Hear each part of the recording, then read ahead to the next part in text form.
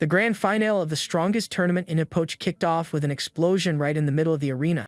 Then the excited announcer talks about Linji's terrifying strength and flawless mechanics. He questions if this kind of power can be reached through practice, adding that his strength is god tier. The warrior is named Linji, the war emperor of the berserker class and the #1 player in the game. His execution has no blind spots, and every strike targets vital points like a relentless force from the underworld. With that, the guard of Bailey changing, the level 85 Saint Swordsman, is broken. Linji gains a massive advantage, and it looks like his opponent has no strength left to fight. Bailey's health drops to critical, and the announcer already declares that the champion is about to be crowned. The protagonist stands tall before his fallen opponent, ready to deliver the final strike. Taking off his helmet, he smiles and says it looks like he is the winner this time around. The blonde-haired opponent then admits that he truly lost the battle. But suddenly, the swordsman flashes a wicked smile and says he cannot lose. With a look full of anger, he shouts that it is impossible for him to be defeated in this place. The blonde guy then says that if he unleashes his power, all of Linji's hard work will mean absolutely nothing. Then a power is activated, and the durability of the opponent's weapon becomes infinite. Because of this, the broken sword fixes itself right in front of Linji, leaving him completely shocked. Right after that, a new power is activated, costing 500,000 yen, granting him super speed. Our protagonist's eyes widen as he realizes his opponent is using a cheat code. The blonde swordsman charges at a ridiculous speed straight toward our character. Linji tries to defend himself, but his opponent's speed is so intense that he gets knocked back. Bailey gives a mocking look and calls him a fool for thinking hard work can change his destiny. The protagonist is startled by the speed and can barely keep up with his opponent's movements. Shortly after, he activates teleportation and an instant elimination strike, spending a ton of money. Then, with a single hit, the warrior is defeated, and the system warns that his account will be deleted. After that, the young man falls to his knees and asks why his friend betrayed him like that. He shouts, "Want to know why the swordsman used cheats to win and broke their promise?" With a sad look, the blonde guy simply apologizes to our protagonist for everything that happened. He then says they can be brothers in their next life and delivers the final blow to the young man. With that, the system starts to reboot, and Linji shouts that he refuses to accept this defeat.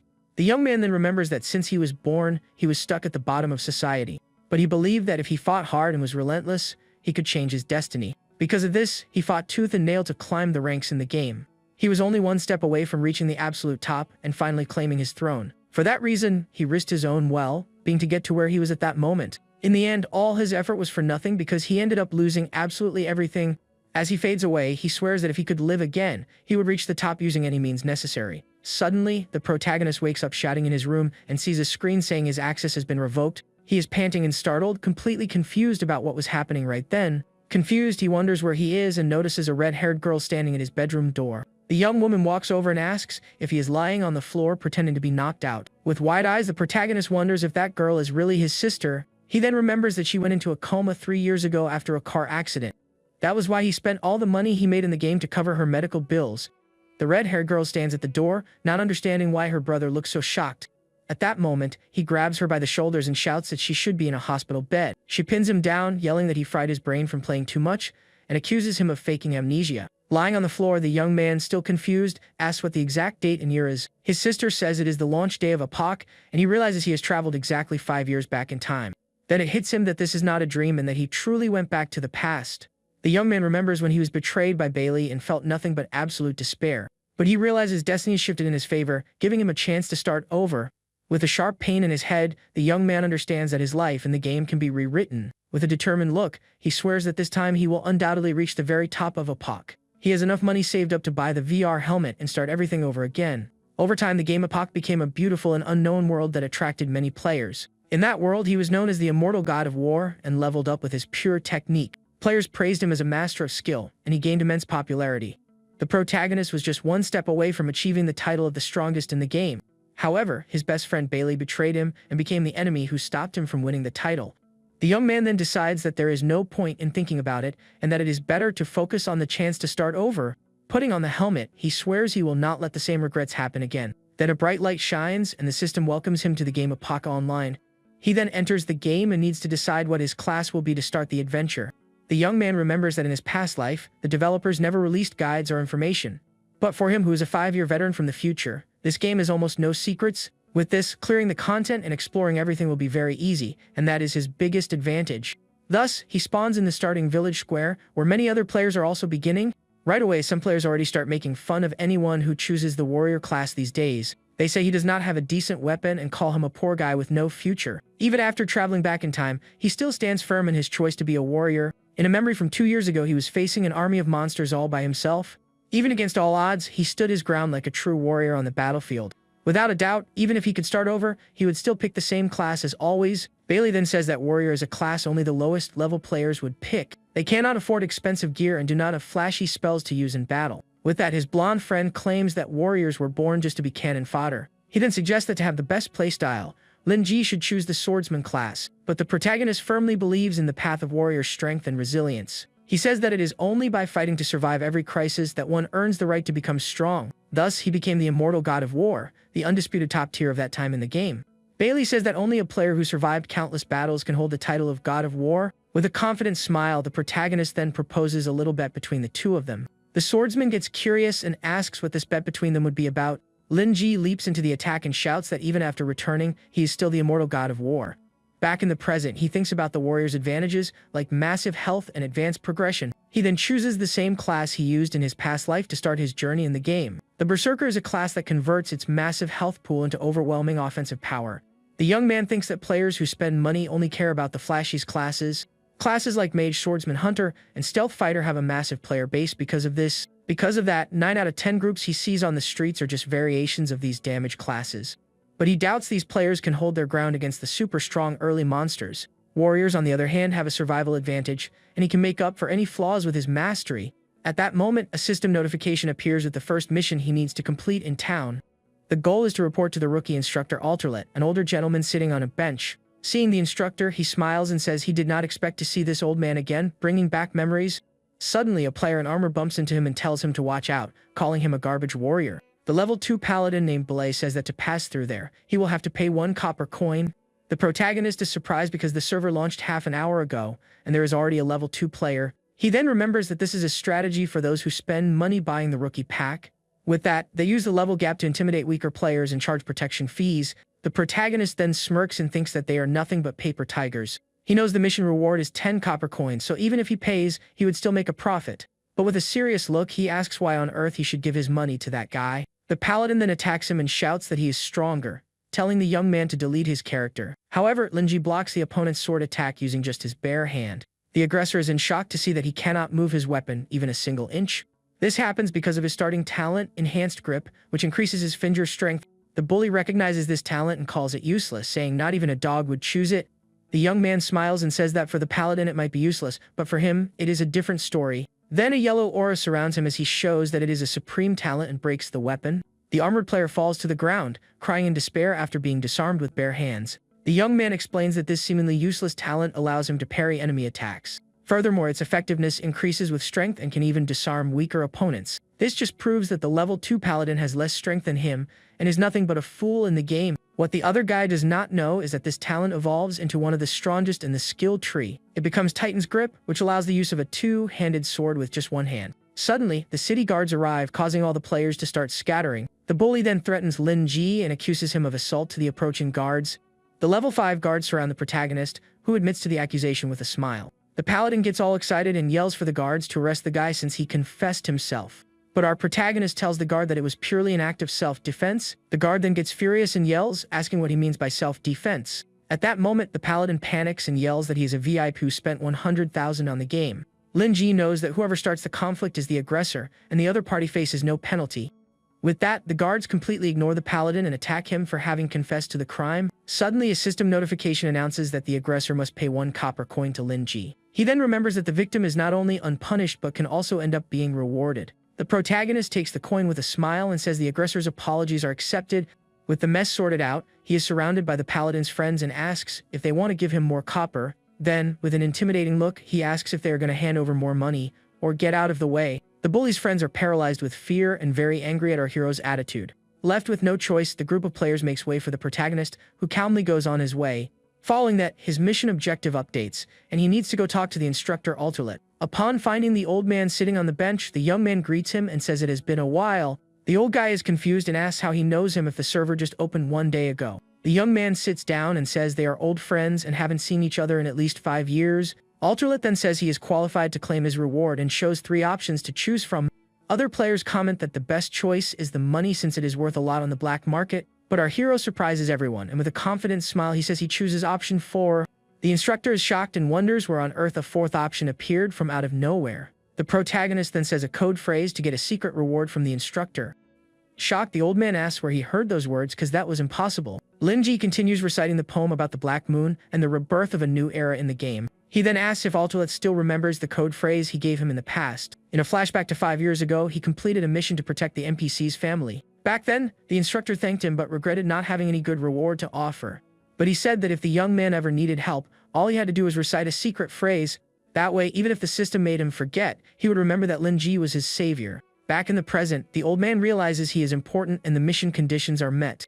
Then the fourth secret reward option appears on the screen for our protagonist to choose. The young man thinks that in his past life, he was one step away from the top but lost through unfair means. But even if unfairness is the norm in this world, he refuses to accept that destiny. Upon accepting the prize, he receives a starting talent stone that grants a unique ability. The other players are shocked, because that was a gem that could not be bought with money. The protagonist knows that to be the strongest in this life, he needs to be the best from the very start. For his second talent, he chooses the Sword's Oath, the first step to changing his future. The NPC explains that this talent locks him into using only a sword for the rest of his life in the game. With a confident smile, the young man says he is absolutely sure of his difficult talent choice. As he walks away, the other players call him a rookie for picking such a bad mastery. But the instructor says that the strongest weapon is not the sword, but rather the person wielding it. The protagonist thanks someone named Adelaide for the gift while thinking about his next steps. He remembers that in his past life he only got the talent at level 30, but now he has it right from the start. With this, he knows that the advantage of those who spend money in the game quickly runs out after level 5. On the other hand, for someone who levels up based on pure skill, a simple iron sword is already enough. The sword doesn't have the stats of an axe, the power of a spear, let alone the flashiness of a staff. But what others do not realize is that the sword is the weapon that truly demands a lot of skill. His original plan was to get the iron sword from the instructor and head out to hunt monsters. But by choosing the secret talent, he did not take the weapon and now finds himself empty-handed. The young man then realizes that everything has completely changed because of his new reward choice. He wonders if making different choices will also change the ending of his story with Bailey. With a determined look, he swears he will get stronger to change the end of his past life. Next, he approaches a group of players who are selling gear to the rookies. The protagonist walks up and tells the seller he wants to see the garbage he is selling. With disdain, he spits on the ground and says those weapons are nothing but a pile of useless scrap. Right after, he picks up a low-quality wooden club with only one attack point.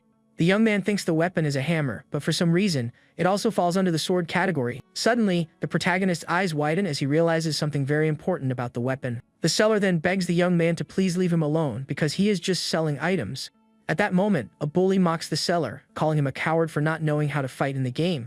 But Linji defends him and says that without their weapons and potions, no one would be able to leave the city. Our hero then asks the price of the club, and the seller says it costs 1 copper coin. The bully turns to him and asks who the heck he is to meddle in his business. Hearing that he is a warrior, the aggressor starts laughing while Linji buys the club. The hooded player gets angry and accuses him of ruining his mood while he was doing a good deed. With a serious look, the protagonist then questions if bullying others is considered a good deed. The bully calls him a clueless rookie and says he got scammed because the club is garbage. He then claims the merchant is a scammer, and meanwhile the seller tries to run away.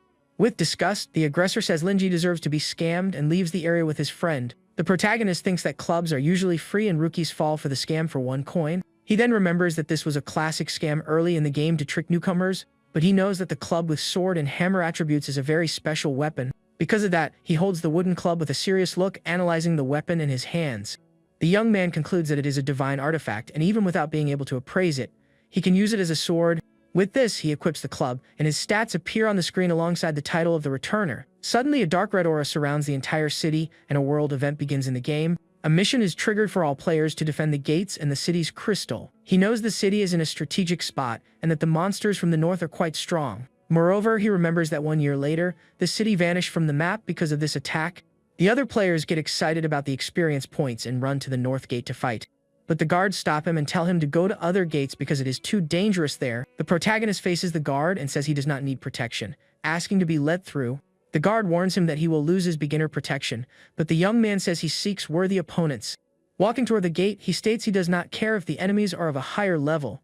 Then he shouts to open the gate, and his reputation in the city increases by 100 for his bravery. With this, he knows that impressing NPCs with bravery can end up unlocking secret missions. The guard then calls him a brave adventurer and asks a favor, triggering a new quest. Linji thinks that, as expected, a level 3 mission was activated for him, who is only level 1. The captain says that 3 of his men were captured by a boss and asks him to recover their bodies. The young man knows that accepting high-level challenges gives extra rewards and can change the city's future. He then says they do not need a funeral, but rather defeat the boss to close the dungeon. For this, a very low-level player needs to defeat the boss, so he must keep his level low. With his knowledge, he is capable of taking on a god-tier boss even though he is only level 1. The captain is shocked and asks how our hero knows his name without ever having seen him before. Linji promises to rescue the men and save the city, telling the captain to prepare the celebration. But the guard says that is impossible and that without a miracle, his men are already doomed. The protagonist then thinks that with his own hands, he will tip the scales of destiny in his favor.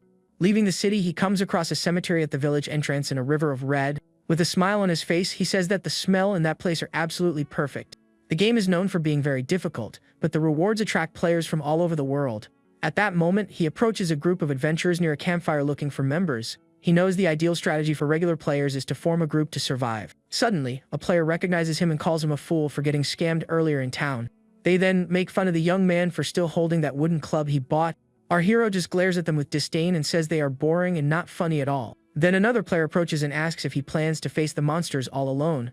The group keeps mocking him and says he will come back begging for help when he gets defeated. He knows that going solo means the loot is 5 times bigger, so a group would be a huge loss for him. Then the knight tries to attack him, but Linji hits him with a single punch, sending him flying.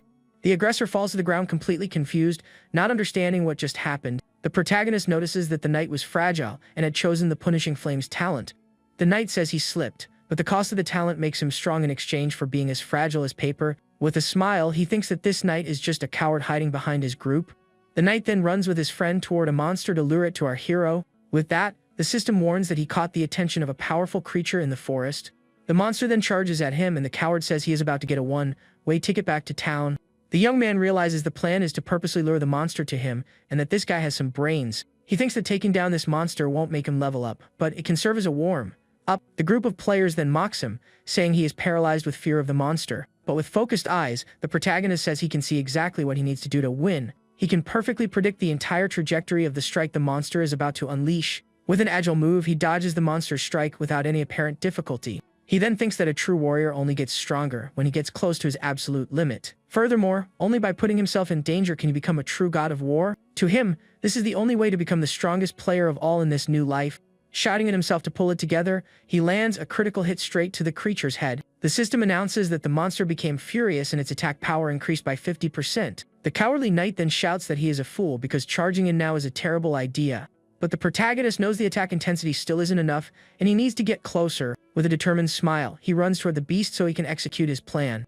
Then he readies his wooden club to interrupt the creature's attack at the exact right moment. The strike hits the monster's throat, stopping its attack and leaving it completely stunned. Wasting no time, the young man pushes forward to continue his combo of attacks against the creature. He gives the monster no time to recover and lands another blow with his club. Finally, with one last strike, our hero uses all his strength to finish off the beast. The monster falls defeated, and he thinks that pushing past his limits is the right way to play the game. The players are shocked and wonder how a level 1 rookie can have so much skill. The knight then gets up and says that all of that was just pure luck, because there is no other explanation.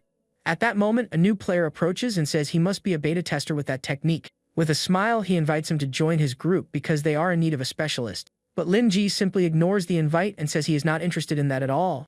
The group leader asks if the young man is going to challenge the boss, and says his team needs a 5th member. With a smile, he invites him, and a system notification appears for our hero to accept. Moreover, he offers to split all the dungeon items 50% for each person. Lin Ji then corrects him and says that 5 players is just a recommendation, not a strict rule. The player is shocked and says that personal skill alone is not enough to win solo. He then adds that the first-time completion reward is unique, and his team has the best shot at getting it. Another player explains that the boss summons minions, and they need a tank to absorb the hits. The protagonist then states that they do not need a meat shield, but a true warrior. The group leader tries to reassure him, saying that it is nothing like what he is thinking right now. He then claims they genuinely think he is highly skilled for their elite squad, but the young man knows they just want bait to draw the boss's attention into a trap. The player then looks at him with a serious expression and asks what his final decision will be. To everyone's surprise, our hero accepts the invitation and joins the player group. He figures that the dungeon's difficulty increases along with the rewards when there are more people on the team. With 5 players, the boss enters full combat mode and drops exclusive items when defeated. The protagonist knows that once cleared, the boss is removed, making its items much rarer. Because of this, he knows this reward is the most crucial part for leveling up early on. With a determined look, he swears he will use this unique chance to grab all the prizes. Arriving at the entrance, they come across a massive, glowing blue energy portal. The other players criticize him for not knowing that potions are hard to get at the beginning. One player complains that for every 100 monsters you only get 2 copper coins and no gear. He also mentions that almost no one gets green items on day 1, while the protagonist stares at the portal. Suddenly, the system announces that the Wooden Club is looking for a new host to merge with.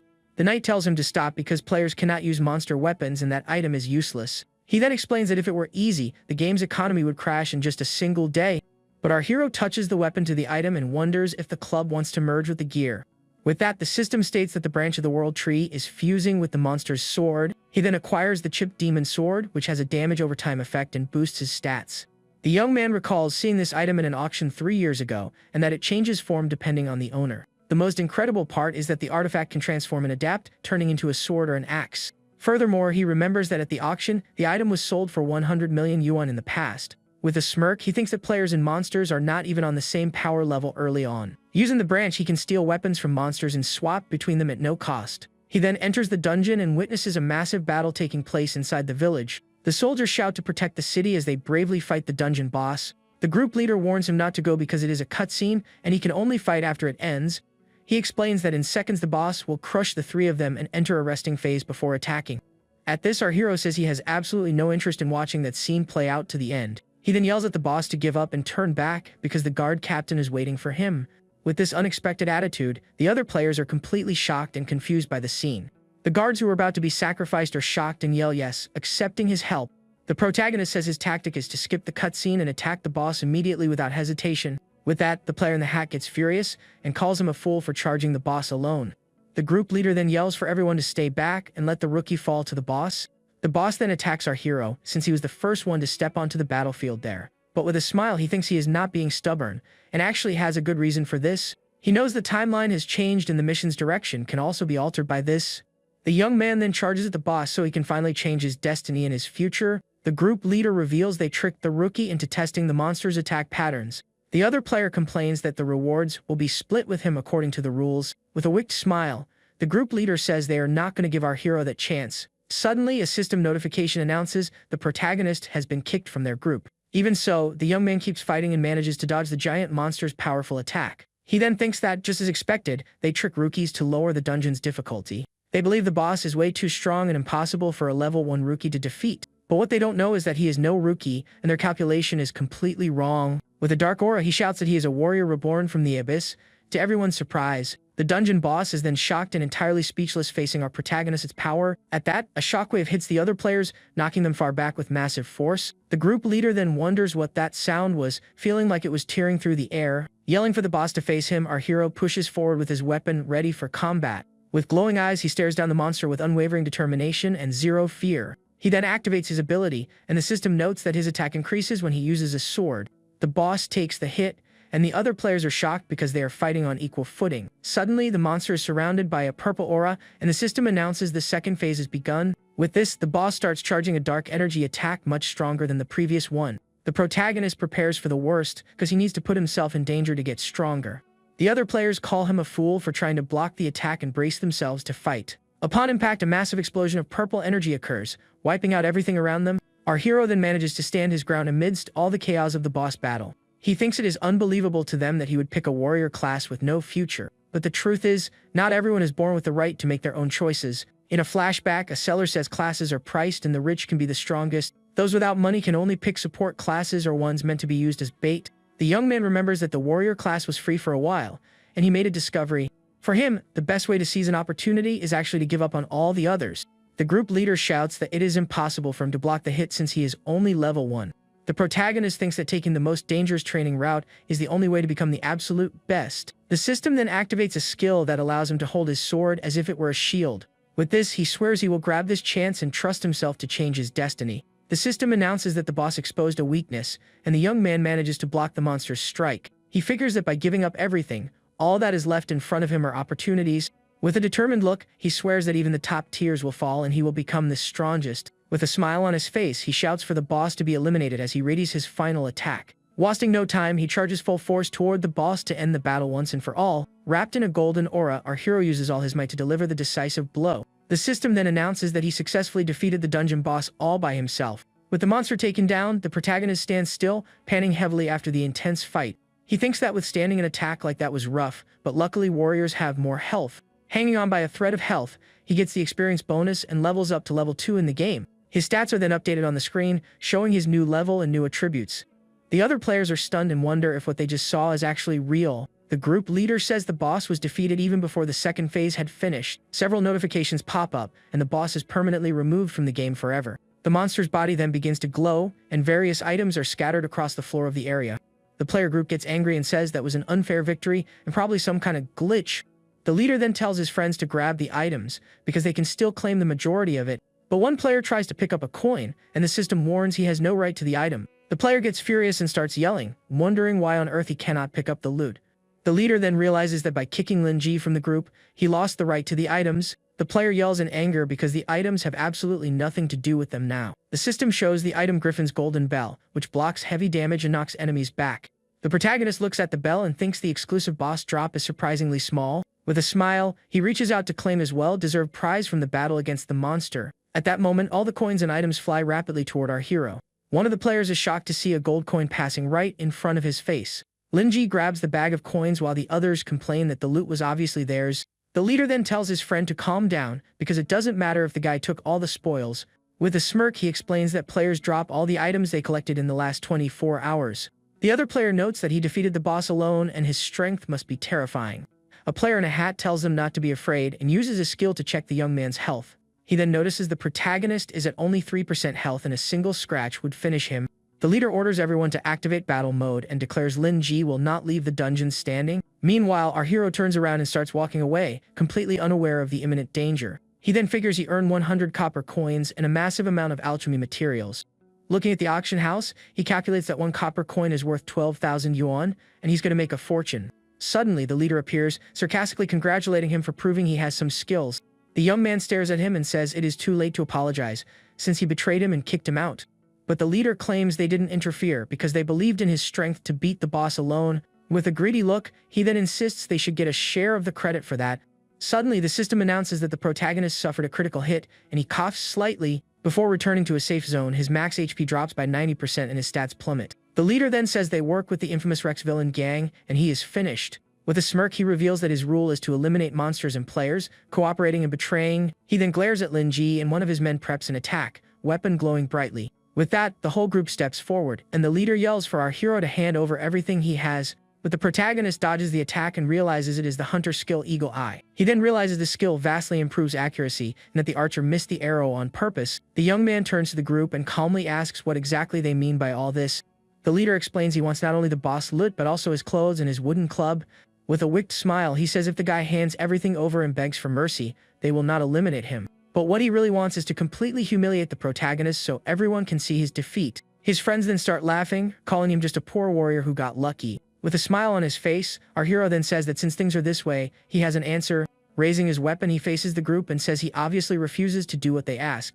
He then states they are nothing more than a stepping stone on his path to becoming stronger. Moreover, he says he will steamroll right over them without a second thought and won't care what happens. With a determined look, he challenges the leader and says that is exactly what he wants to happen. The group readies for an attack, and the leader says that since he refuses, there is no other choice. He then yells for his men to take him down, and the hunter activates his skill once again. But the protagonist uses the golden bell, which glows intensely to protect him from the strike. The hunter's attack collides with the bell's golden barrier, creating a small explosion. Upon impact, a massive golden energy goes off, blowing smoke everywhere. Amidst the smoke, the leader shouts that it is the inherited artifact from the boss, the golden bell. One of the players then asks what the bell does and if it grants the user invincibility. From inside the barrier, our hero says it isn't invincibility, it only buys him a single second. The leader then yells that 1 second is useless because meeting his end now or later is the same thing. But the young man reveals that 1 second is the exact time he needs to upgrade a skill. Using his skill point, he learns the exclusive warrior skill called Death's Sigh. The ability restores a massive amount of HP when near the very end and can even break the maximum health limit. The hunter is shocked to see the young man's health bar completely full once again. With a dark smile, he asks if the gentlemen want to taste a bit of power from the underworld. The mage yells not to be afraid and to focus their attacks since his sword is still stuck in the ground. But before they can react, our hero charges at them with incredible speed. The leader is completely shocked and speechless at the young man's impressive speed. Without giving him time to process, the protagonist lands a solid punch right in the hunter's face. The impact of the blow is so strong it creates a small shockwave and sends the others flying. The other players are stunned and yell that he is way too fast for them to track. Knocked to the ground, the hunter was taken out with just one punch and bare-handed. To everyone's surprise, the system then reveals his new skill, which enhances his unarmed combat when fighting without a weapon. The leader then shouts for the mage to use Ice Explosion to freeze our hero in place. With that, the mage casts the spell, and the system announces the protagonist is frozen and cannot move.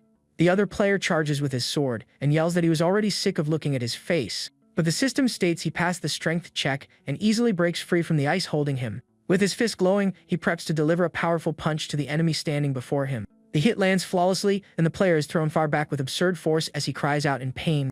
The mage is shocked because his ice explosion couldn't hold him for even a single second. The protagonist then explains that if his strength is high enough, he can break free using brute force. The mage is confused and says his stats should be cut in half because of his injuries. He then notices the young man seems to have no penalty and asks the archer to check his stats. But our hero appears right next to him and says there is absolutely no need to do that right now. With a smile, he reminds him that he sent the hunter back to the spawn point with just one punch. The mage is terrified by the situation and realizes that something is definitely not right here. Desperate, he accuses him of using a cheat program and claims he must be hacking. With a surprised look, the protagonist stares at the mage after being called a darn hacker. At that, he remembers a flashback where someone accused him of cheating in another life. The person in the flashback says there is no point in talking anymore since he had already lost the battle. The young man then remembers saying he would never stoop to such a low level of power. Back in the present, he grabs the mage and yells that garbage like him only cry when they get outplayed. The mage then begs for his safety and says he surrenders, promising to leave the villain gang. But our hero says it is too late, and using his enhanced grip skill, he holds him tight. With a single throw, he slams the mage hard against a wall, taking him out instantly. The protagonist then turns around and faces the final player left from the enemy group. The leader glares at him and says he threw away his only advantage by defeating his teammates. With a smirk, he claims he knows exactly how his class traits helped him win. He then explains that warriors unleash explosive power when cornered or surrounded. The system then displays the warrior trait that massively boosts stats when surrounded by enemies. The leader says that since he is the only one left, the ability won't trigger anymore, and his tricks are over. Linji then agrees and says he will defeat him fairly with a single, powerful strike. But the leader reveals he is a stealth fighter specializing in one-on-one combat, so the advantage is his. With that, the two charge and clash, creating a massive shockwave from the impact of the fight. The protagonist manages to block the rogue's attack with his large two-handed sword. At that moment, the stealth class description reveals that its trait is cumulative vital strikes.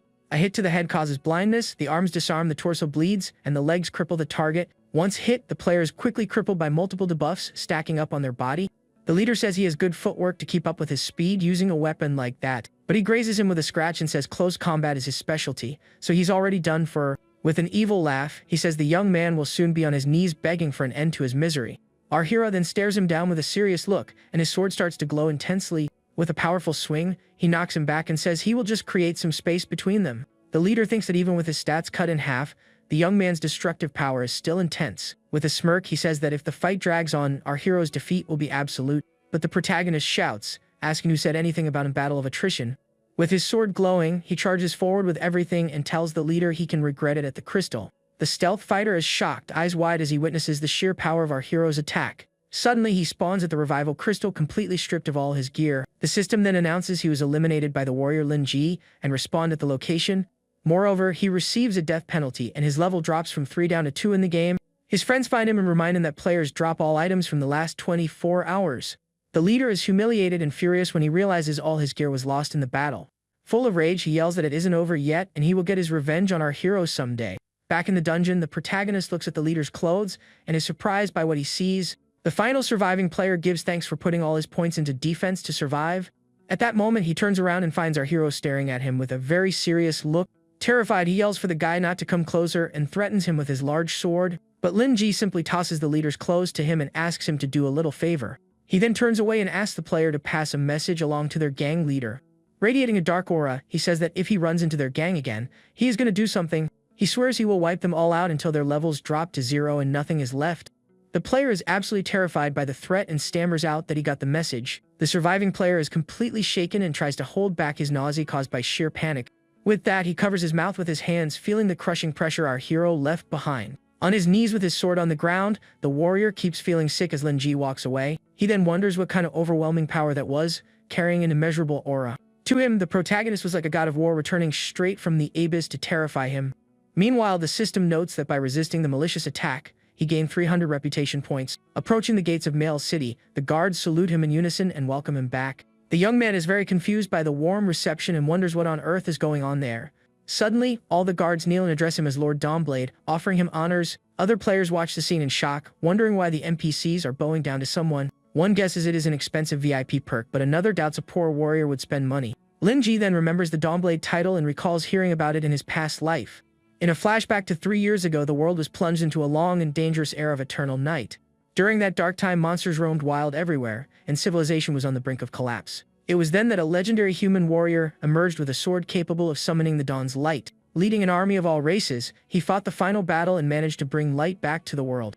The nameless warrior raised his sword, and the title was granted to the brave who fight against evil. Back in the present, our hero recalls that this is one of the game's 8 legendary inherited titles. He knows these titles are prerequisites for the most powerful inheritances, and that he never saw anyone get one. With a smile, he thinks it is amazing to have obtained one of the 8 legendary titles in a simple beginner village. The city guards continue to salute him while our hero marvels at his unbelievable luck. A guard explains that the entire city weeps tears of gratitude for his noble deeds and courage. He then reveals that Mayor Oliver Green wants to throw a banquet, unlocking a side quest.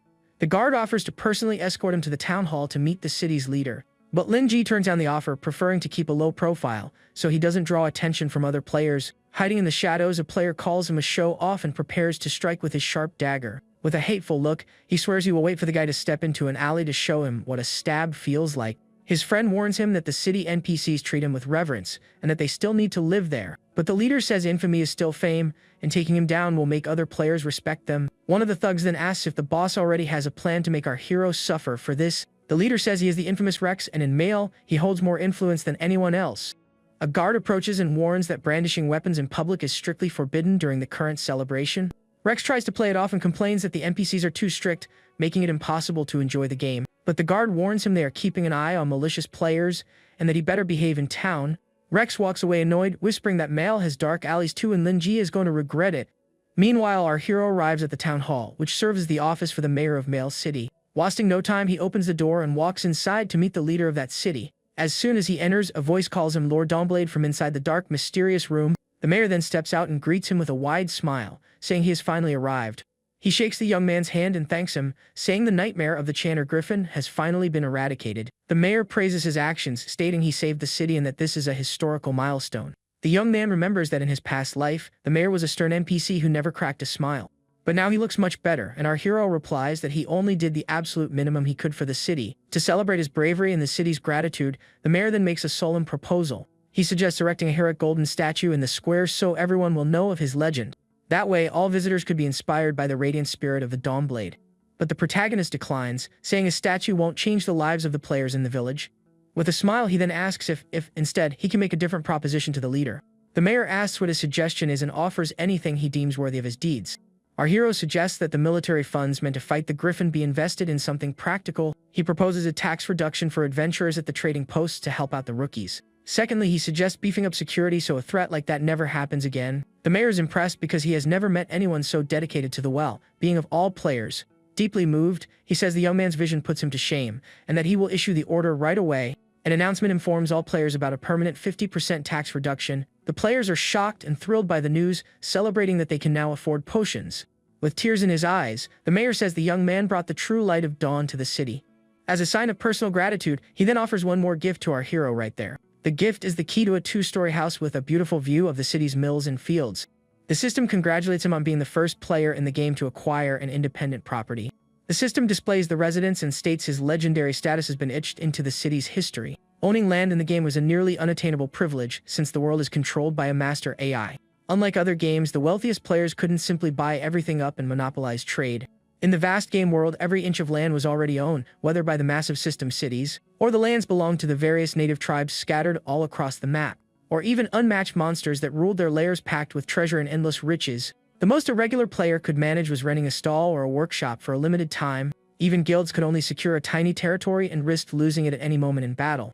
Having a private space was a massive advantage for storing items and researching future upgrades. With key in hand, he thanks the mayor and says he truly appreciates the gift he received. The mayor replies that the young man's presence in the city is far more inspiring than any golden statue. At that, the system reveals perks like teleportation, item repair, and remote access to the auction house. Plus, he gets a 15% discount on his expenses, and the system wishes that the dawn protects him. With that, our hero bids the mayor farewell and walks back out to the city's bustling streets. He then figures that since he has a discount, it is the perfect time to hit the market and restock supplies. Suddenly, a hooded figure uses the pickpocket skill and the system announces a success. The young man realizes he just lost 100 copper coins and is surprised by what just happened.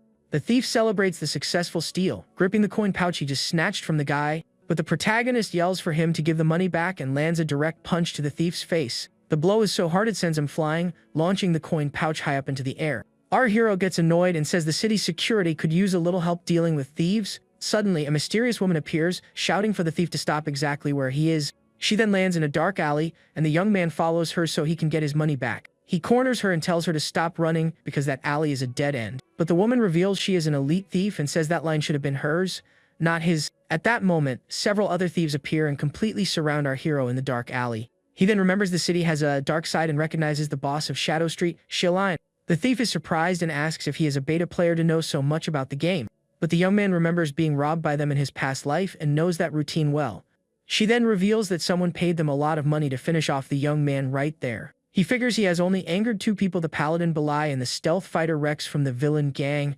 With that, he wonders which of the two hired them to take him down. The woman says he should know exactly who hired her and asks if she needs to explain. Our hero understands and says the coward lacks the guts to face him, so he hired goons. She then explains she is just an NPC and that personal beefs between players are none of her business. Flashing a wicked look, she gives the order and yells for her men to take him out without hesitation. At that, all the thieves charge the protagonist with weapons drawn, ready to strike, but the young man defends himself with his large sword, easily blocking an enemy attack. The force of the blow creates a massive shockwave, knocking the enemies away with its power. Standing alone amidst the defeated enemies, he readies his glowing sword for the next strike. The thief praises him, calling him pretty strong, and addresses him as little brother with a smile. Our hero then asks if she wants to take a beating too and continues to glare at her seriously. But she calls off the fight, realizing that robbing someone like him is terrible business and not worth it. She orders her men to fall back because they are no match for Lord Dawnblade. The woman explains that even NPCs have to weigh the costs and benefits of a brawl like that. With that, she decides to tell Rex that the target was too thorny and cancels the contract. The thief says goodbye and invites him for a drink on Shadow Street someday, using her name to get in. But just as she is about to leave, the protagonist stops her with a very direct and blunt command. Surprised, she turns around and asks why he isn't happy since she is leaving him alone. The young man holds out his hand and demands back the pouch of copper coins she stole earlier. Xiaolian gets irritated and says she was playing nice, yet he still dares to bargain with her. With a dark look, she claims the money is the fee for her sparing the fool's life. Our hero's eye begins to glow, and he says he earned that money through his own skills. With his aura erupting, he challenges her, saying she better have the talent to take what's his. The woman accepts the challenge and declares that the bounty on his head and every coin are now hers. At that moment, the two charge at each other with weapons drawn to begin their battle. The blades clash in a violent impact, creating a burst of light and massive energy in the alley. The force of the strike is so intense it knocks them both back, showcasing the power of both fighters.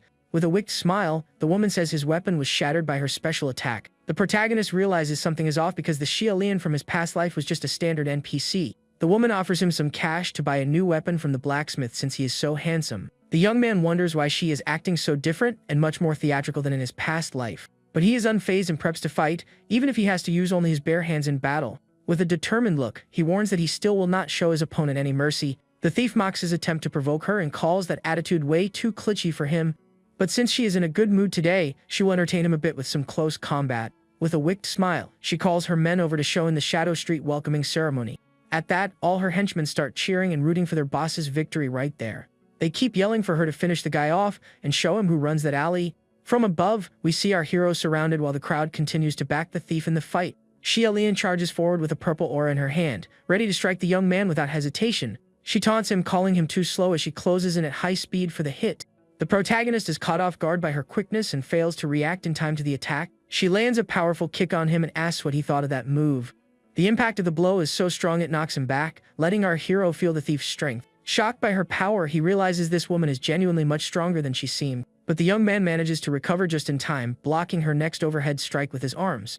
He then acknowledges she is incredibly strong as she lands back on the ground with agility. Wasting no time, the protagonist pushes toward her to unleash his counterattack. He lands a solid punch and asks what she thinks of his new move, but the woman dodges and says he narrowly missed, complimenting the young man's reflexes. Then she attempts a new strike and asks what he thinks of the new attack she prepped. However, our hero manages to block her punch with his own hand at the very last second. The thief is shocked because she did not expect him to be strong enough to stop her hit. With that, the protagonist tightly grips her fist, completely neutralizing her attack. He then shoves her far away with a massive push and declares it is time to end this fight. The force of the shove cracks the ground, and the young man's aura explodes with intense power. Xiaolian finds it all fascinating and realizes she won't be able to defeat him without drawing her blade. The young man questions if it is worth continuing and warns that her losses will only be greater. With a surprised look, the woman seems to weigh his words and contemplates what to do. Suddenly, she bursts out laughing and calls him a very interesting person for daring to challenge her. With that, she yields the fight and says she is no longer in the mood to continue the brawl. The thief tosses the coin pouch back and says fighting over this would just interfere with her business. Then she calls her men to leave and bids the protagonist farewell, saying see you later. Our hero catches his money back and thinks that woman is definitely very strange. But he notices the pouch feels heavier than before and wonders if it is just his imagination. When he opens the bag to check, he finds a shiny, strange object resting inside. He sees it looks like an eye and a system message pops up for him. The young man wonders what kind of welcome gift and partnership she just sent him. Ultimately, the object keeps glowing brightly in his hand, leaving him quite confused. Suddenly, the eye lights up with an intense blue glow and sinks straight into the young man's body. At that, he feels an agonizing pain and drops to his knees as the item fuses with him. The system then informs him that he acquired the Eye of True Vision to see through illusions. The protagonist thinks about the partnership and is amazed he scored such a rare item. With a smirk, he figures that the city of Mail in this life is going to be far more interesting. He then goes back to walking through the bustling market streets of the city looking for items. Our hero wonders if he can spot any hidden gems around there to buy. Suddenly, a vendor yells out, offering a pile of black stones for just 1 copper coin. The young man turns and stares at the vendor's stall with a very serious and curious expression. He knows black stone is the most basic and abundant mineral in the game and is practically worthless. But while he is thinking that, the system announces that the Eye of True Vision has activated. Surprised, he notices his eye is glowing and wonders why it activated all on its own. Using the new ability, he sees that one of the stones in the pile is different from the rest. Glowing purple, the stone stands out among the others, indicating it is a special item. The system analyzes the item and reveals that our hero discovered a starlight stone. With a smile, he is impressed by the eye's power since he easily found a treasure. He decides to grab the stone to study it later and tosses a coin to the vendor. The young man asks if the stone is for sale, and the vendor confirms with a smile on his face. The man praises him for having a good eye, but inside he calls him a sucker and celebrates the sale. With the stone in hand, our hero walks away while the vendor laughs about his lucky day. Sporting a victorious smile, our hero holds the item he just acquired at the market. He realizes it is a perfect stone disguised by a layer of black stone. The young man thinks that if he sold the gem to an NPC, he could easily get over 100 copper coins. But he knows the stone's dust can be used in alchemy and decides to try out that profession. In the game world, players have the freedom to pick professions like blacksmith or tailor. The entry barrier is low, so most players end up dabbling in one or two. However, there's one lifestyle profession that stands as the grand exception to all the others. Alchemy is expensive and dangerous, as an explosion from a failure can lead to massive losses. Plus, the system warns you that you eliminated yourself, which is the great curse of the alchemist profession. To kick off his plan, our hero checks the current prices for alchemy goods. A medium health potion costs 10 copper coins and is limited to 1 purchase per day in the game. But he calculates that following the official recipe results in a cost higher than the selling price. On top of that, a 60% failure rate doubles the cost, making the loss even worse. That is why most players cannot get rich off potions and just lose money in the process. But since he lived for 5 years, he knows a few secret recipes to make a huge profit. He then finds a merchant and says the crucial ingredient was starlight stone dust. Xiaolian's unexpected gift gave him the chance to make a massive profit from alchemy. Hiding nearby, 2 players watch him, and one tells the other to buy whatever the young man buys. The goon shows the black stone he bought and says the protagonist must know something, but his friend realizes he got scammed and complains the boss made him buy a bunch of junk. Meanwhile, the vendor wonders if he ended up selling the black stone at a loss to himself. Sitting on a bench, our hero says he bought flasks and leaves for 100 health potions. He crushes the stone in his hand, and the system notes he created perfect starlight dust. The spies are startled and conclude that black stone is the key ingredient for a rare item. Flashing an evil grin, they decide to copy exactly what the protagonist is doing. With that, they crush their stones, but the system says they only got black stone dust. The young man starts a secret recipe and pours the grass leaf essence into a crystal flask. Next, he adds the starlight dust, which multiplies the juice's effectiveness exponentially. But the process isn't done yet, and he heads over to the city fountain with the flask in hand. The spies think he is about to perform a high-level ritual in an elegant setting like the fountain. Near the water, our hero prepares to take the next step of his secret recipe. He begins filling the flask with fountain water, leaving the spies deeply confused. With the water, the liquid inside the flask starts glowing with an intense, bubbling green light. The system congratulates him, announcing he successfully crafted a medium health potion. Smiling, he notes the quality is perfect and the effectiveness matches the in-game store exactly. The spies are shocked and curse the Dawnblade, calling him a potion counterfeiter. Ignoring them, the young man continues his mass production of potions right at the fountain. The system congratulates him for crafting 100 potions and for reaching proficient level in alchemy. With a satisfied smile, he thinks that knowledge from the past can easily become wealth in the present. Suddenly, other players surround him, asking if he can sell them some potions. 1 hour later, our hero announces to the crowd that he has already sold out of all his potions. Smiling, he explains that just selling them for 1 coin less than the store made them fly off the shelf. Doing quick math, he realizes he turned 100 copper coins into 1,000 in just 1 hour. The spies see they were wrong about him and realize the Griffin reward has been multiplied. They figure the recipe is a beta secret and that they need to exploit this bug before it gets patched. So they try copying the recipe, mixing black dust with leaves in a flask of fountain water. But the result is a purple liquid, and the system warns they crafted toxic wastewater. In denial, the young man claims it is a health potion and only the color is slightly off. His friend challenges him, asking if he has the guts to drink that weird mixture right there. Suddenly, a system notification pops up for Lin Ji saying player Jabba eliminated himself. A crowd gathers around the body, and everyone wonders what happened to that poor player. The protagonist thinks this is the curse of alchemy, and he can only wish them the best of luck. He then decides it is time to log off to manage all his newly acquired wealth. With the trades finished and the coin pouch in hand, he readies to finally exit the game. The scene shifts to the real world, showing a view of a very simple apartment building.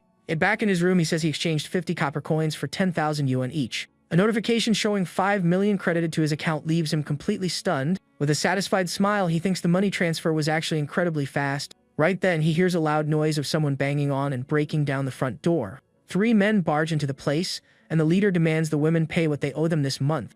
The woman questions the men because the payment was due at the end of the month, not the beginning.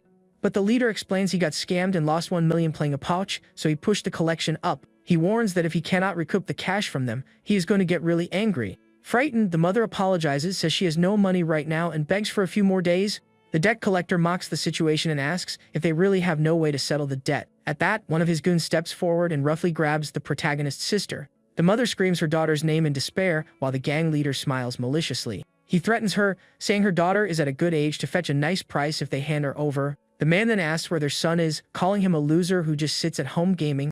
He keeps insulting the young man, saying it would be better if he sold his organs for some cash. Just then, the protagonist appears and asks the loan shark if the amount he lost was 1 million. The young man holds up his phone and asks if the money he just transferred is enough. The thugs laugh, thinking it is a lie, but a notification confirms a credit of 1 million yuan. One of the goons is shocked and tells the boss to check his phone, because it has to be fake. With a cold stare, our hero repeats the question, asking if the amount sent is sufficient. The mother and sister are surprised and ask where he got so much money all of a sudden. The debt collectors gather around the phone and start counting the zeros to verify the amount. Shocked, the leader confirms it really is 1 million and cannot believe what he is seeing. He then grabs the young man's shirt and asks how a gaming addict got so much cash. Full of rage, the man demands the protagonist explain exactly where that fortune came from. The young man confirms he plays all day, and naturally, that is how he makes money from games. The loan shark is furious because he just lost 1 million while the other guy gained exactly that. He claims the money isn't paying off the debt, but is instead compensation for his losses. With a cold look, our hero asks if the man is trying to extort him right then and there. Suddenly, the protagonist moves with blazing speed and grabs the thug's hand. With a swift motion, he disarms the loan shark and takes the knife for himself effortlessly. The man is completely shocked and wonders how the young man could move so fast. Lin Ji says it is a shame for the thug because he is good at more things than just playing games. He twists the loan shark's arm, making him cry out in pain and ask if he really is the loser Lin Ji. The protagonist confirms his identity while the goons yell for him to let their boss go. Without hesitating, he steps on the man's other hand and warns nobody to move a single inch. Scared, the loan shark asks to talk things over calmly and begs the guy to ease up on the grip. But our hero shoots him a deadly glare and angrily asks who his brother is. The thug is terrified and thinks the young man's aura is as frightening as a fiend from the underworld. With the man pinned down, the protagonist asks if he still wants to try extorting him again. The loan shark says it was a misunderstanding, and there's no reason to fight since the debt is paid. He asks his goons if everything is settled, and they agree, terrified of the young man. Flashing a dark look, our hero orders all of them to leave his house immediately. Without a second thought, the thugs sprint away in a hurry to escape the protagonist's fury. He watches the men leave while his mother and sister stare at everything in pure confusion. His sister yells at the debt collectors, threatening them by saying her brother will take them down. Terrified, the men apologize and promise they will never dare return to bother them again. Seeing the men flee, the sister turns around and asks Lin Ji if he owes them an explanation. He looks at her with a confused expression and asks what kind of explanation she wants. With a serious look, she demands to know how a hidden billionaire suddenly appeared in their home. The young man gets nervous and wonders how he will explain all this without worrying his family. She crosses her arms and demands an answer about how a billionaire emerged out of nowhere. But he just smiles and thinks it is great to be reborn because his sister is still alive and healthy. He remembers that in his past life, the family fell into debt following his father's passing and her illness. Back then, he had no choice but to take on the family's entire burden all by himself just to survive. Two men brush him off, telling him to go home and wait for a call that will never come. The job market was brutal, and as a commoner, it was nearly impossible to secure employment. Until one day, he saw a mascot advertising and calling people to play the game of pouch. They had promised an unknown world filled with riches for anyone brave enough to venture in. The young man reveals his initial reason for becoming a gamer was purely to earn money. Ashamed, he admits all he really wanted was to get some cash to support his family. A guild leader approaches him, saying he needs someone who is not afraid to face danger for a job. The payout was just 2 copper coins for every mission he managed to successfully complete. Even so, he takes the job and states that every single battle was an encounter with the bitter end. But as long as he survived to see the end of it, he could keep earning his paycheck. The guild leader praises Linji, remarking that he is truly very hard to put down in battle. He continues complimenting him, saying the young man always manages to survive until the final bell. With a bruised face, our hero wipes the damage away and remains silent, listening to the man. As a reward for his hard work, the leader hands him 1 extra copper coin as a bonus. The man says goodbye and leaves, hoping they can work together again in the near future. Alone in the cave, he thinks that thanks to his years of experience, he learned how to deal with the absolute worst. As a result, his combat skills became increasingly polished and significantly more efficient. Later on, even if the entire group wiped, he could stay alive and take on the boss solo. With his skills maturing, a brand new dream began taking shape in his mind for the future. He decided he wanted to become the absolute strongest player, using strictly his own abilities.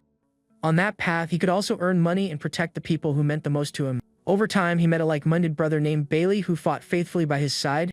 They made a pact to become the strongest in their respective classes, relying on their technique. After that, they would duel to see who was the more powerful between the two at the very end. Time passed as fame skyrocketed and his family's financial crisis was slowly relieved, until one day the battle manager pulled him aside and told him he had to throw the next match. Furious, our hero slams the table and asks why he isn't allowed to win that fight. He yells that he has the skills to fight for the throne of the strongest and stand at Apache's peak. Furthermore, if he won the final match, he'd get 100 million to cure his sister's illness. With eyes full of rage, he questions why he should be the only one expected to lose. The manager says the final is rigged, and as a commoner, he cannot beat a rising star. He reveals the opponent is his friend Bailey, and losing to him means helping fulfill his destiny. But the young man refuses to yield, claiming Bailey wouldn't break their promise since he knows his situation. He states he needs to be the strongest and will bet everything on defeating his friend there. The man yells that even if he doesn't throw the fight, the investors will make sure he loses anyway. He suggests the young man back down with honor instead of waiting for an inevitable downfall. Linji thinks Bailey has a safety net to fall back on, but for a commoner like him, the fall is forever. He reflects that he doesn't have a second chance, and right then, he gets a call from his worried mother. She says the hospital equipment failed and his sister's condition suddenly took a sharp turn for the worse. Desperate, she begs him to drop the fight and mentions a man in black came looking for her. Completely devastated by the news, our hero begins to cry for his beloved sister. Back in the present, the girl notices her brother's state and asks if he is crying over something. He plays it off with a smile, pinches her cheek, and says he is just happy and feels like laughing. The young woman finds it strange and asks if he really earned 1 million just by playing a game. Smiling, he confirms and says he opened a mystery box and sold an item for an absolute fortune. Excited, she asks for the helmet to play, but he warns that minors are not allowed in the game. The protagonist reflects that everyone must have their own reasons for becoming gamers. Some chase glory and dreams, while others just want a brief escape from harsh reality. But he declares his reason for playing is very simple: it is just to become the absolute strongest. He thinks he can always survive the most brutal situations because his life was built for that. He says that behind every instance of survival, there is a powerful motive driving him to keep living. His goal is to be the best of all, so he can protect the people who are most important. But in this life, to be the strongest, he knows he needs to buy a few things ahead of time. So he walks in the official Epoch peripheral store and spots a rig priced at 1 million yuan. He remembers that in his past life, he could barely afford an item 2 tiers below that one. Meanwhile, his old friend Bailey had been using top-tier gear from the very beginning of his journey. The store owner recognizes him and mockingly asks if his entry-level model is already broken. Our hero stares him down and firmly states he wants to upgrade to the Supreme Thunder. Shocked, the man asks if he heard him right, since that is equipment meant for professional gamers. Another person walks in and remarks it's nice to have dreams, but he shouldn't be so delusional. The newcomer then demands a Supreme Thunder, paying in full up front, while the protagonist watches. The owner addresses him as young Master Rex, saying it is the only unit in town fit for an elite player. Recognizing the voice, Linji realizes it is an old acquaintance and glares at him seriously. We then see Rex complaining to his goons about getting scammed by Hao and our hero. He keeps ranting, saying if his gear weren't so bad, he would hunt him until he quit the game. At that moment, he turns and sees the young man standing right there, leaving him completely shocked. Full of rage, the man yells Linji's name and asks why he keeps showing up absolutely everywhere. Smiling, our hero notes that enemies always cross paths and asks if he wants another beating. Rex mocks him, saying Chilean couldn't handle him in-game, so he really is a tough guy, but he warns that now they are in the real world, where he holds far more power than anyone around. One of the goons reminds Rex he said the exact same mocking lines back in Mail City. Rex yells that the guy used hacks and that now, in the real world, they are going to teach him a harsh lesson. Desperate, the store owner steps in and begs them not to fight there, because running a business is hard enough. He turns to Lin Ji and suggests he kneel and apologize to young Master Rex right away. Our hero says a game is just a game, and he was planning to leave it all behind and just walk away. But Rex gets furious, pulls a knife, and declares that today he will reclaim all the dignity he lost. His goons complain it took them forever to level up, and they are absolutely not going to forgive the guy. With that, Rex lunges forward with knife in hand, yelling for the protagonist to brace for the worst. At that exact moment, our hero's eye glows intensely, and he focuses sharply on the upcoming clash. Suddenly, time seems to slow down for him, and everything around him moves in complete slow motion. He explains that 5 years of hellish combat inside the game trained his brain in incredible ways. Because his reflexes are so fast, he experiences an effect similar to time drastically slowing down. And that same effect applies to reality, allowing him to easily dodge Rex's attack without a sweat. Rex is completely shocked and asks if the protagonist can actually use hacks in real life too. Given the enemy zero time to breathe, our hero preps a punch packed with all his strength. With a swift, precise motion, he lands a solid hit right on Rex's face before he can even react. The impact is so intense the guy drops to the floor, face battered and taking serious damage. With Rex down, he states it is impossible to hack the real world and that it comes down to pure skill. He then turns to the other two and says they can just attack him together to save some time. Terrified, the goons say they are leaving and will wait for the boss at their usual spot. With the troublemakers grounded, he asks for the Supreme Thunder and hands over the card to pay in full. The owner is stunned by the amount and asks if he managed to earn all that doing manual labor. With his brand new gear in hand, the protagonist exits the store as the owner waves goodbye. But outside the shop, a green-haired man watches him intently as he walks past the area. Wearing a serious expression, the mysterious man stares at him from a distance with an unwavering look. Our hero recognizes him from the game and asks why he didn't join the others in attacking him. The green-haired guy gets nervous at the question and starts stammering, not knowing what to say. He takes a deep breath, trying to gather all his courage so he can actually say what he wants. With fierce determination, the man yells at Lin Ji that he genuinely wants to become much stronger. This unexpected declaration catches the protagonist off guard, and he looks at him with mild curiosity. He introduces himself as Hawk and drops to his knees, begging Lord Dawnblade to take him in. With eyes full of passion, he pleads once more for the young man to accept him as his disciple. But our hero scoffs at the idea and warns he has absolutely no intention of taking on a student. Unwilling to give up, Hawk grabs him and asks to finish explaining what he realized watching him fight. With strong conviction, he reveals the most important thing he grasped is that Lin Ji is truly strong. He confesses he picked the Fire of Retribution talent simply because he was afraid to fight on the front lines. Because of that, he relied on flashy but useless effects in the game just to mask his own cowardice. He remembers all his past failures in the game and considers himself a complete and total failure. That is why he wants to get genuinely stronger and become a powerful player like our protagonist. The young man rejects him again but thinks the foolish Hawk still doesn't know about what is coming. He then tells the guy he might consider taking him as a disciple in the future, which gives him hope. With sparkling eyes, Hawk asks if that means Lord Dawnblade hasn't completely rejected him. Our hero explains that the very moment he acknowledged his own weakness, he already started getting stronger. With the new game update dropping, he warns he will keep an eye on Hawk to see if he is worthy of being his student. Overjoyed, Hawk promises to use this time to prove he is truly worthy of becoming his disciple. The protagonist reflects that the gears of destiny have taken a different turn compared to his past life.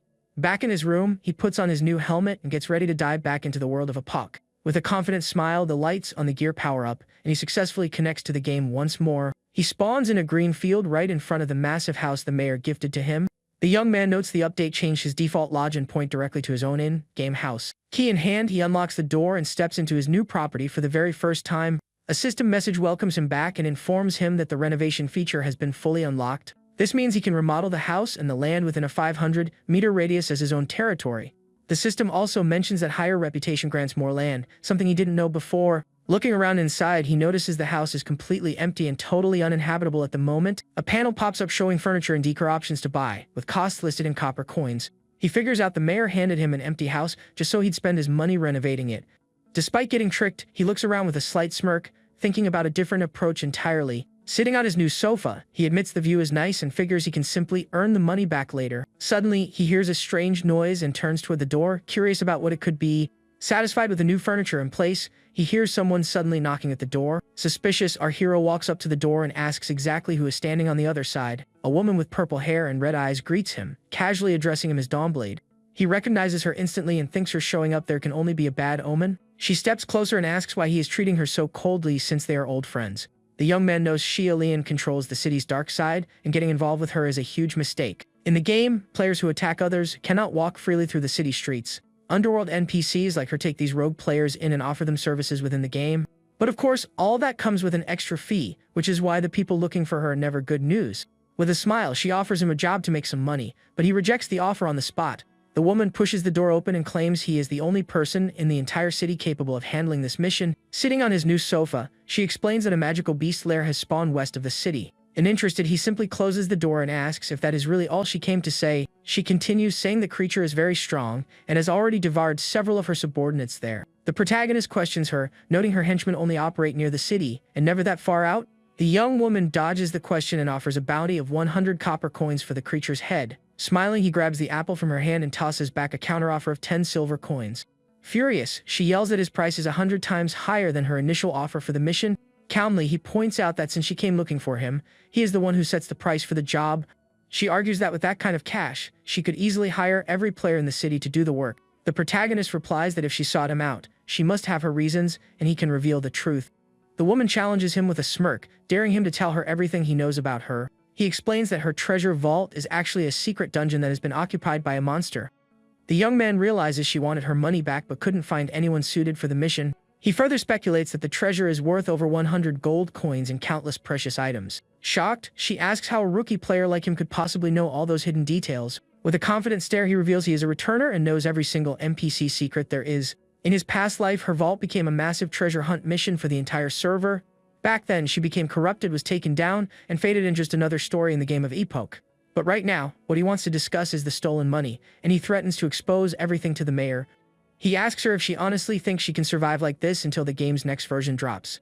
Furious, the young woman says the mayor is just an old man who wouldn't dare meddle in her affairs. Even angry, she admits she loves money and simply cannot part with such a massive amount. Seeing her absolute greed, our hero offers to do the job completely free of charge for her.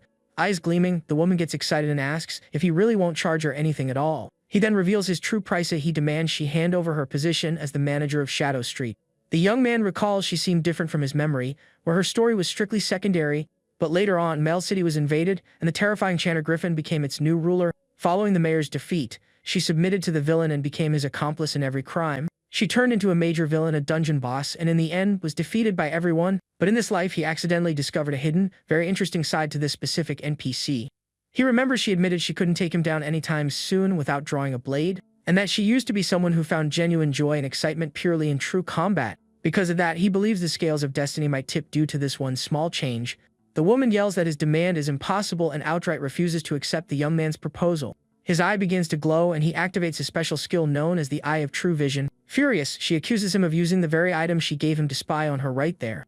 He explains that the items inside the vault are important enough for her to give up everything else. Sword in hand, she says she respects him as a true tough guy and preps herself for a fight. But he reminds her she is standing on his territory and that she is the one who needs to show respect. She finally confesses that the treasure is her ticket out of the underworld and accepts his deal. Already out in the forest, he runs and thinks he cannot believe he took a mission with no cash payout from her. Wearing an expression of regret, he keeps thinking he must have completely lost his mind in that moment. A mission notification pops up while the young woman tells him she marked the location on his map. Before leaving, he holds out his hand and tells her to hand over exactly what she promised him right now. Confused and angry, she yells, asking what money he wants since he specifically said it was free. The young man corrects her, explaining he doesn't want money, but rather that he needs a new weapon. He reminds her she broke his sword and promised to compensate him with a new weapon as a gift. The woman states she isn't great with swords and that her collection only consists of large blades. With that, she summons a massive blade and says the weapon is called the Night Wanderer. Linji inspects the new weapon and says that to him, this is exactly what a sword is supposed to be. He wields the blade and notes it is significantly heavier than he originally imagined before holding it. A screen displays the weapon's description and its effect, which easily destroys lower-quality swords. With a single swing, he slices through all the vines holding him, demonstrating the item's raw power. He thanks her for placing the marker on his map, since it would have taken a whole day to find the entrance.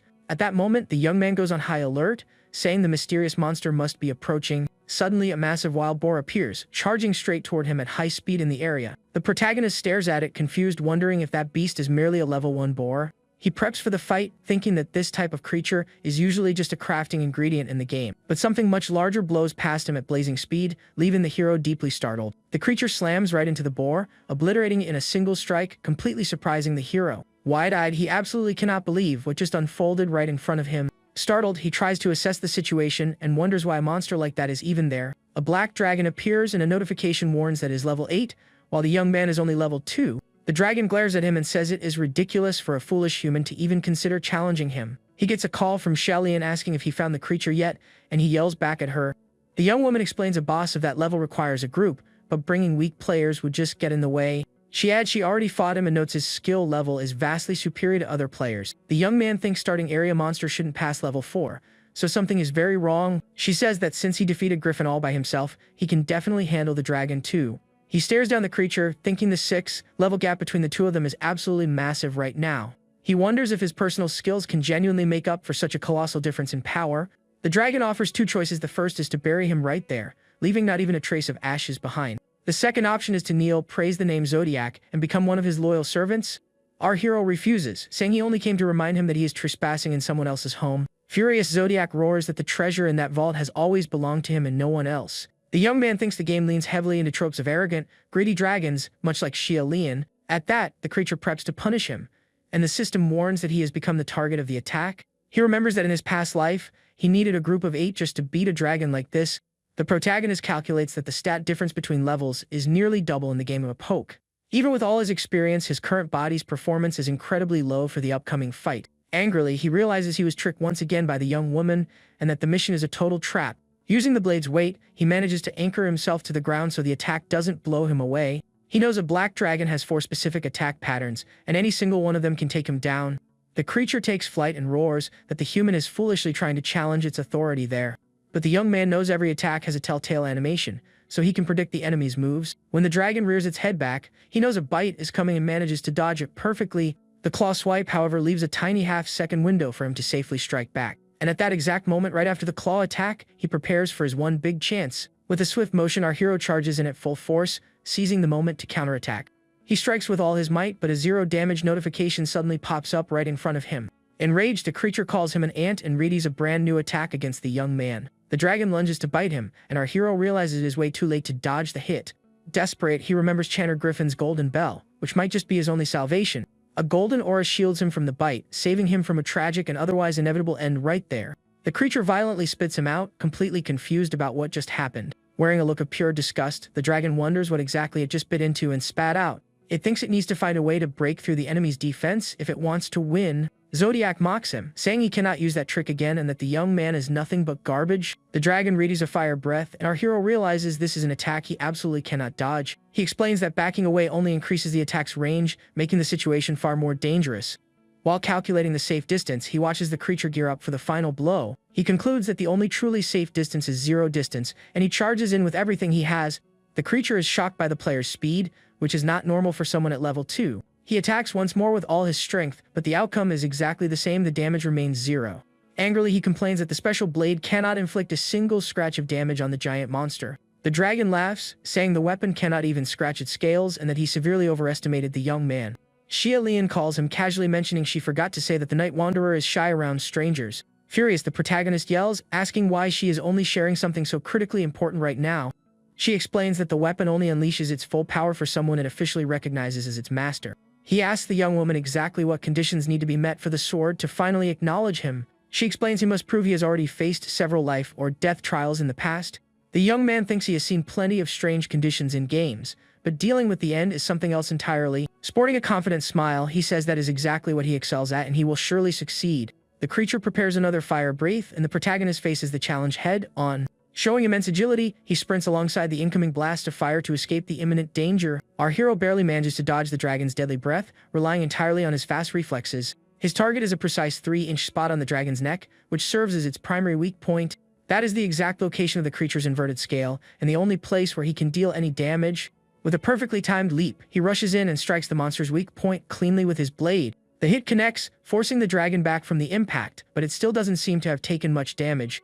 Zodiac takes to the sky again, mocking the knave human for thinking he could actually hurt him like that. The protagonist braces for the next phase of the battle while closely watching the airborne enemy. He remembers a very important detail, realizing he completely forgot the monster has the ability to fly. With that, he activates his grip enhancement, and his sword glows brightly with a strong red aura.